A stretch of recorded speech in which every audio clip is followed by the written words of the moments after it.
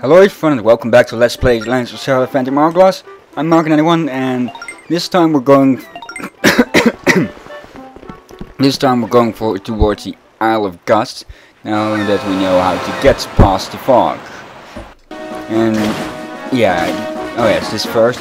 This is a new enemy, well not really an enemy. It's a sort of jellyfish that gives you a rupee every time you hit it. And whenever you hit it with the cannon, and after a certain amount of hits, it'll split up in two like that. So it's a sort of a little mini game you can play. Yeah, but they don't stay if you pass to another part of the sea. Okay, yeah, I'm not sick anymore. Not sick as in sick in bed and such. But I'm still coughing quite a lot during the day, though with medicine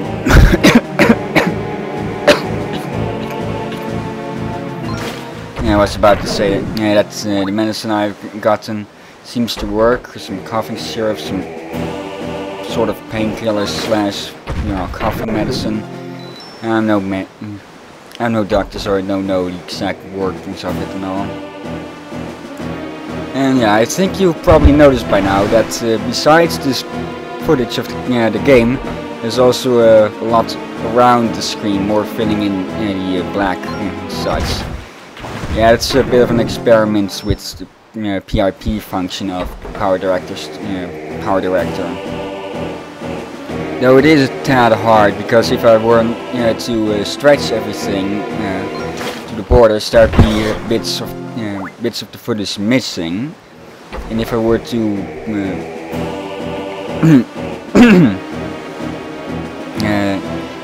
stretch everything, if I were to stretch the footage out so that it would fit well inside the picture, I'd have to do that for every single bit of footage, for every footage fragments, and with Phantom Hourglass recordings I usually have about 8.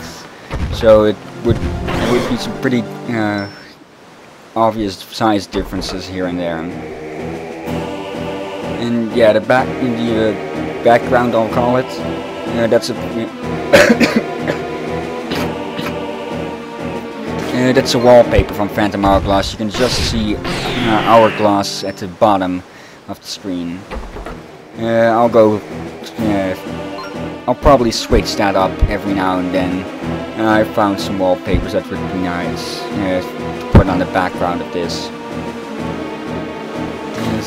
Yeah, it's still just a test, but hopefully I'll get better with it. Or find some shortcuts with it. But yeah, we're as good as out of the fog, just straight ahead and then to the Isle of Gust. Let's see, things to talk about. Well, something came into my head just now, something about sea legend or something, but I've forgotten. Oh, I know about the Flying Dutchman, but I'll go look up that for the next video. And yeah, now we're finally getting out of the sun. Immediately to be attacked by the Sea Octorok. I've looked up their names, Sea Octoroks. Forgotten the other ones, but still I remember that one, but it's pretty obvious. And yeah, that's the Isle of Gust. I have to say it looks pretty nice, and it is an interesting place.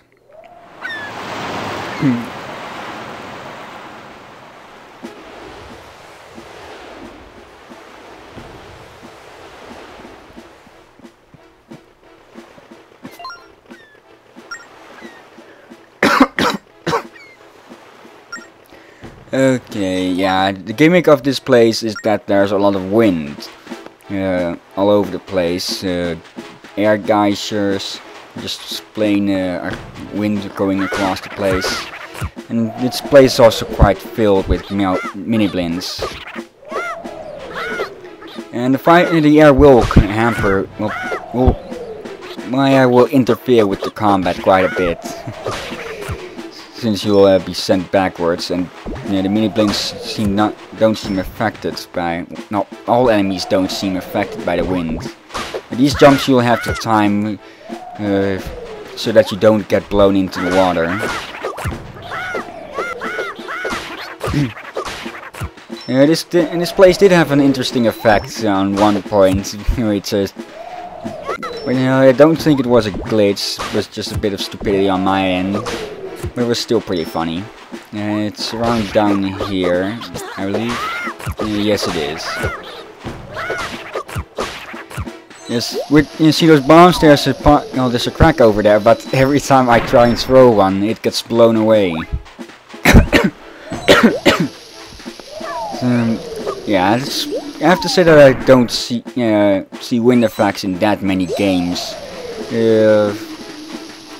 I believe it just went off in my face there. I've seen wind effects in Mass Effect 2, though they weren't that big of a deal, and now I decided to just go suicide bomber on that. Well, Call of Duty Modern Warfare also had a bit of wind effect, but that was only during one level, and that's our first courage gem. And here is the final hideaway for our wayfarer. Talk about that he's found other islands around the place, which aren't marked on our map, on our sea chart. Not our map is sort of sea chart is sort of like a map. So yeah, it's cross those on. There is an uncharted island south of Melita Island, which I could have gotten, now that I think about it. But we wouldn't have much use for that place, and I thought that glitched for a second, and that Link wasn't affected by the wind. Okay, now we'll all over the place. There will be diggable spots which aren't too well. Some aren't that visible, some are. You can dig there and usually find 20 rupees or so. Or wind guys just having it sealed off, but those will come into play later. For now, there's a cave here filled with mini blinds, and you could just go over over that passage, but then you'd miss out on the treasure chest here and hidden treasure chests, which you'll find for killing all the mini blinds. And that's a wisdom gem, so I believe that's 2 of them. Or I'm not sure. And there we go, there's the hidden chest.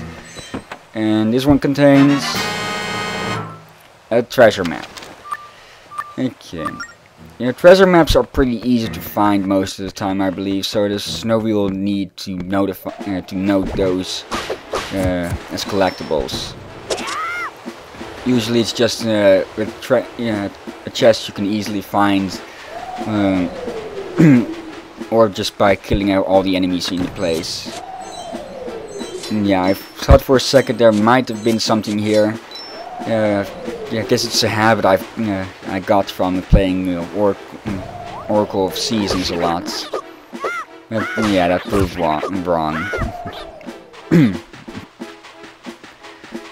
Okay, let's see. Ah yes, now the air guys just come into play, and they aren't that visible like the diggable spots.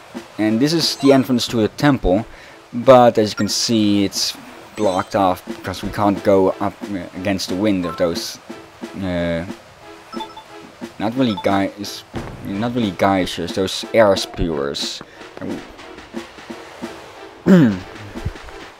Well, air gargoyles would be the best logical name, I'd say. Sort of. Yeah, I'll just call them air spewers. And yeah, here we got a bit of hints to the air geishers. Enemies aren't affected by them, I believe, but there are a couple of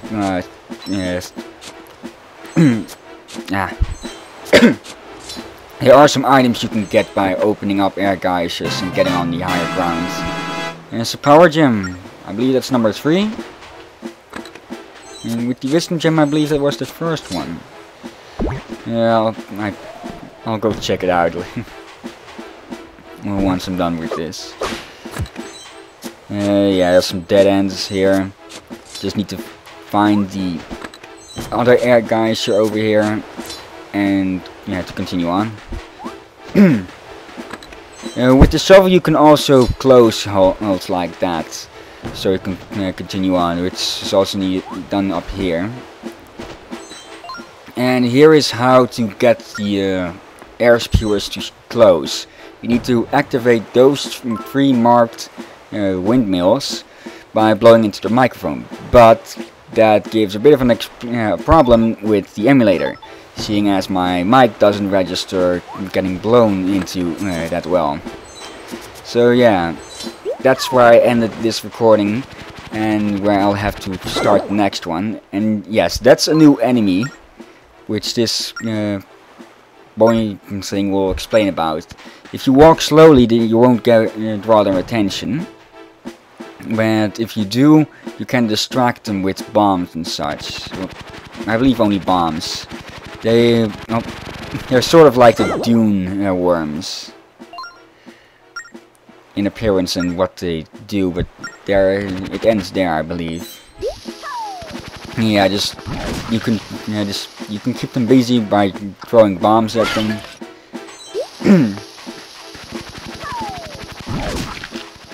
And that's about it, I think. So yeah, next time I'll probably have figured out how to work the windmills. But until then, thank you for watching, and I hope you enjoyed. Until next time, but until then, have a nice day and goodbye.